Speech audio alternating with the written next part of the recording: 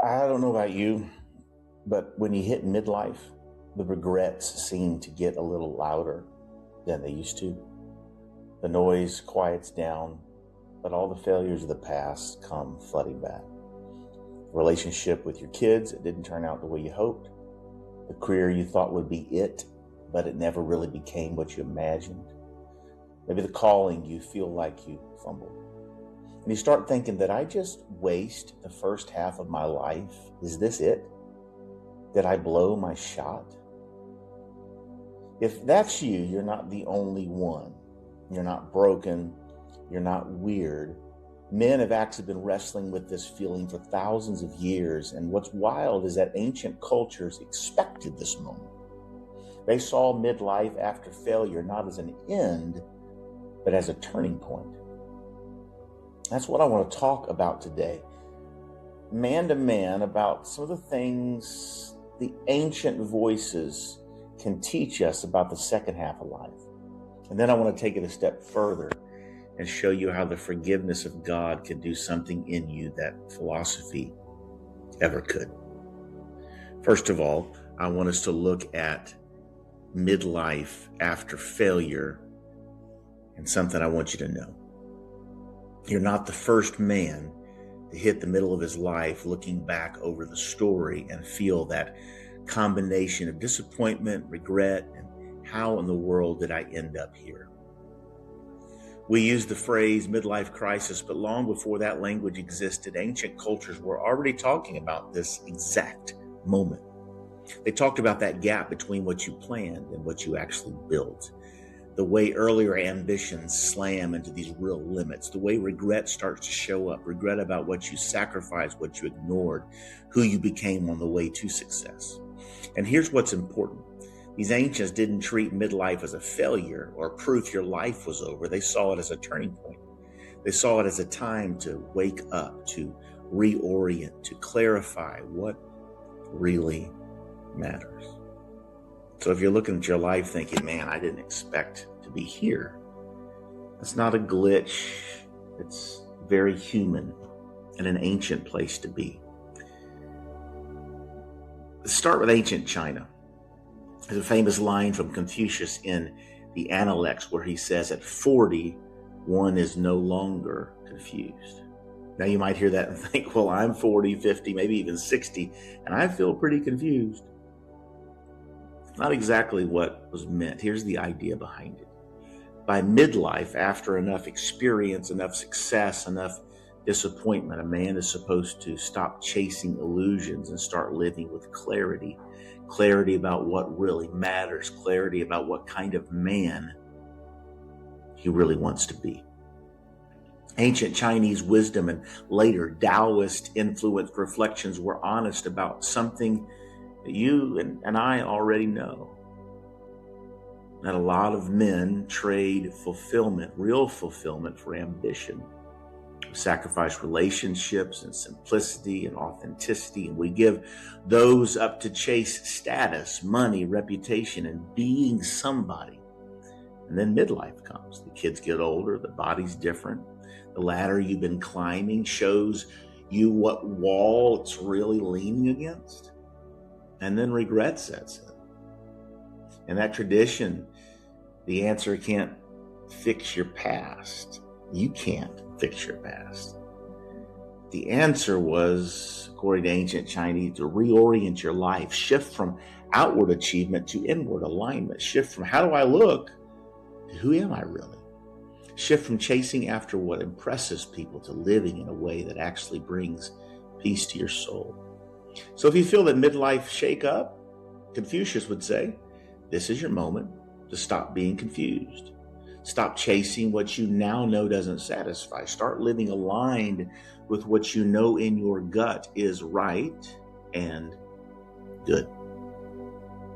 What about the Stoics? Now, the ancient Stoics, guys like Epictetus, Seneca, Marcus Aurelius, they didn't use the word sin the way the Bible does, but they had a very clear-eyed view of failure. For them, failure and mistakes were inevitable. They're not a shock, not a scandal, just part of being human. They drew a really important line that I think every man in midlife needs to hear. There are two kinds of regret. One, regret over what you cannot change. And two, regret over what you still can change. Regret over what you can't change, that's wasted time, energy, that's you beating yourself up, and it turns into self-condemnation and paralysis. But regret over what you can still change, now that's useful. That's a wake-up call we need. That's your life saying, hey, pay attention. This needs to be different from here on out. Need to change this, need to reorient this. The Stoics saw failure as exposing your character. It shows up where your habits are weak, where your courage is thin, where your integrity has holes. But once those cracks are exposed, failure becomes material for growth.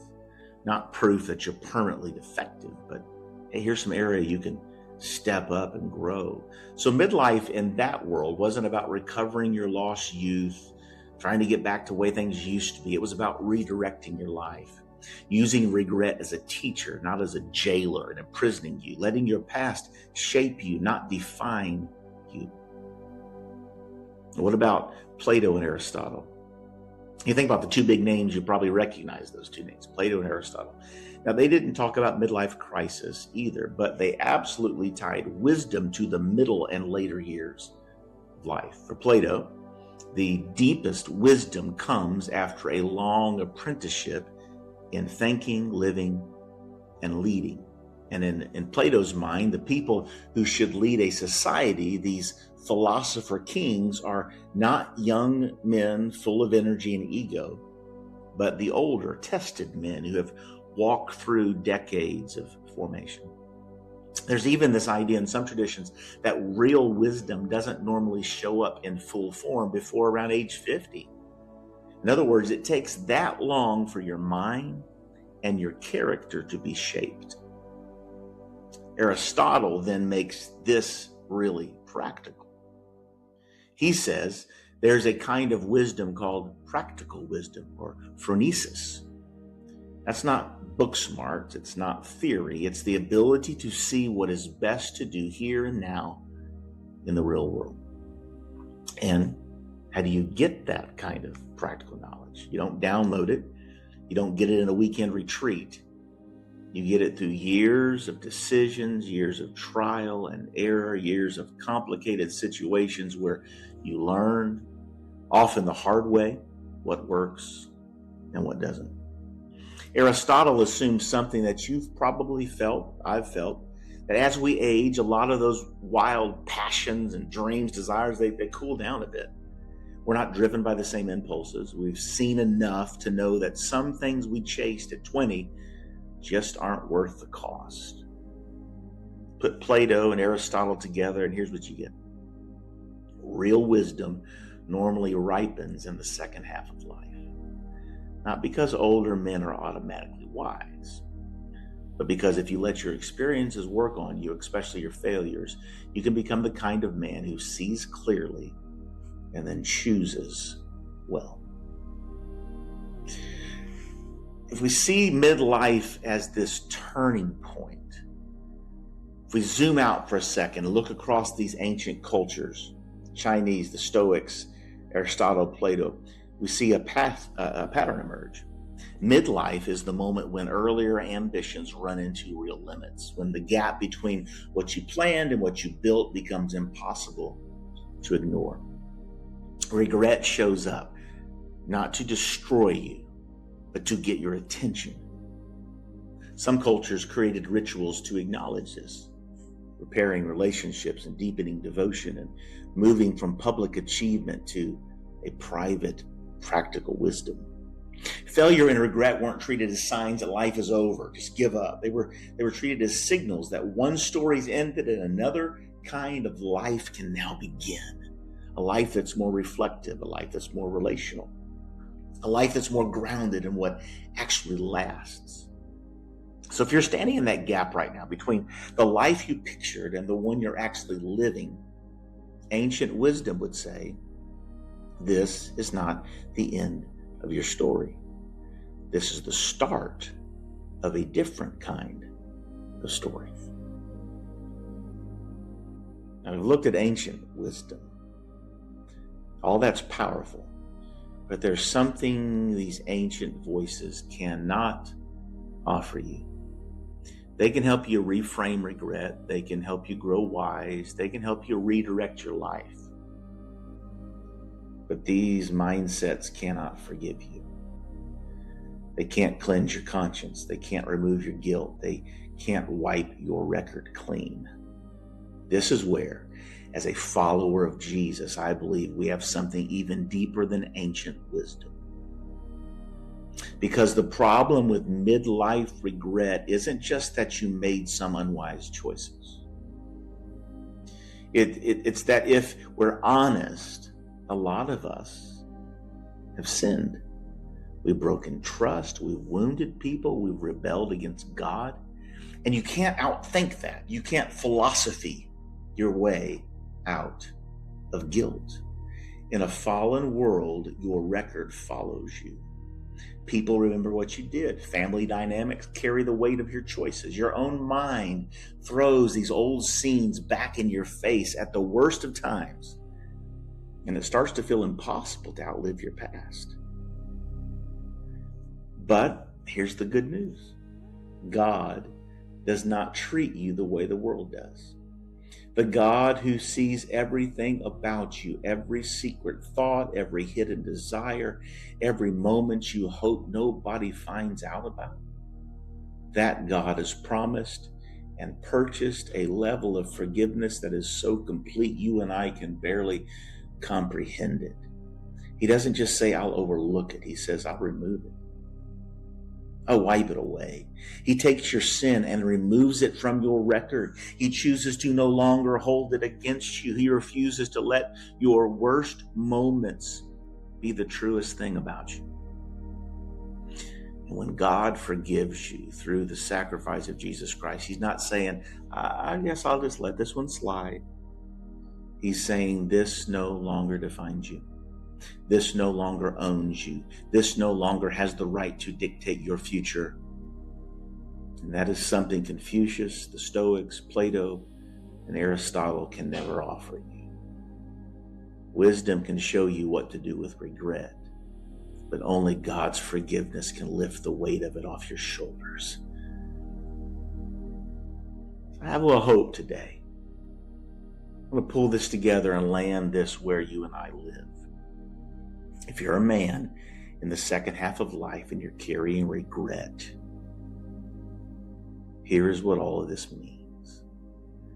Your regret can wake you up.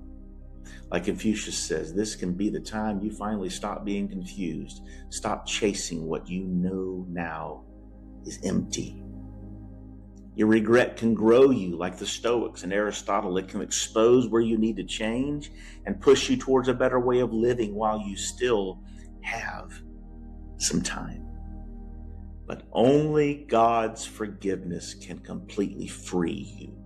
Only his grace can break the chain that ties you to your past. Only his mercy can silence the accusation that says you're done, you're disqualified, you're nothing more than your worst mistake. See, midlife after failure doesn't have to be the story of what might have been. It can become the story of a man who faced his past honestly, who brought it to God fully and received forgiveness deeply, and then stepped into the second half of life wiser, freer, and more grounded than he has ever been. Here's my question for you. What are you going to do with your regret? Are you going to let it define you? Are you going to let it keep you stuck in the first half of your story? Or are you going to let this be the turning point where you wake up, where you reorient, and where you finally embrace the forgiveness that God is holding out to you? If this conversation is hitting something real in you, don't just click away. Don't just distract yourself. you to subscribe to the channel and get more content. We're going to go deeper into what it looks like to turn regret into this new harvest of good in your life and the lives of others. How confession and forgiveness and God's sovereignty and your true identity in Christ all come together in this second half of life. And if you're interested, visit the link below in the comments. I got a free email course I want you to sign up for. I think it'd be really good and help you out. Stop letting your past have the final word. I want you to stick with this journey. Your first half doesn't have to be your final verdict. By the grace of God, your second half can still be your strongest. You're not done. You're not disqualified. This can be the turning point. If this helped you, share it with another man who's walking through his own midlife after failure. And if you want more honest man-to-man conversations about the second half of life, go ahead, subscribe to the channel. And again, click that link below in the comments. It's got a free email course. I want to send you 5 straight days, just kind of telling you my story, how I finally unlocked this door to greater passion and fulfillment and significance after 40, and how you can do the same. See you next week.